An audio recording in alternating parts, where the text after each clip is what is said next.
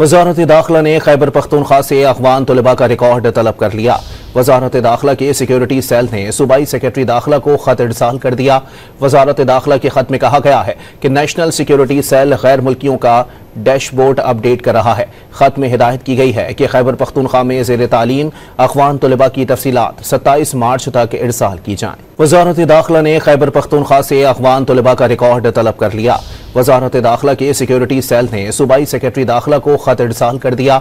वजारत दाखिला के खत में कहा गया है कि नेशनल सिक्योरिटी सेल गैर मुल्कियों का डैशबोर्ड अपडेट कर रहा है। खत में हिदायत की गई है कि खैबर पख्तूनख्वा में ज़ेर तालीम अफगान तलबा की तफसीलात 27 मार्च तक इरसाल की जाएं। वजारत दाखिला ने खैबर पख्तूनख्वा से अफगान तलबा का रिकॉर्ड तलब कर लिया। वजारत दाखिला के सिक्योरिटी सेल ने सूबाई सेक्रेटरी दाखिला को खत इरसाल कर दिया। वजारत दाखिला के खत में कहा गया है कि नेशनल सिक्योरिटी सेल गैर मुल्कियों का डैशबोर्ड अपडेट कर रहा है। खत में हिदायत की गई है कि खैबर पख्तूनख्वा में ज़ेर तालीम अफगान तलबा की तफसीलात 27 मार्च तक इरसाल की जाएं।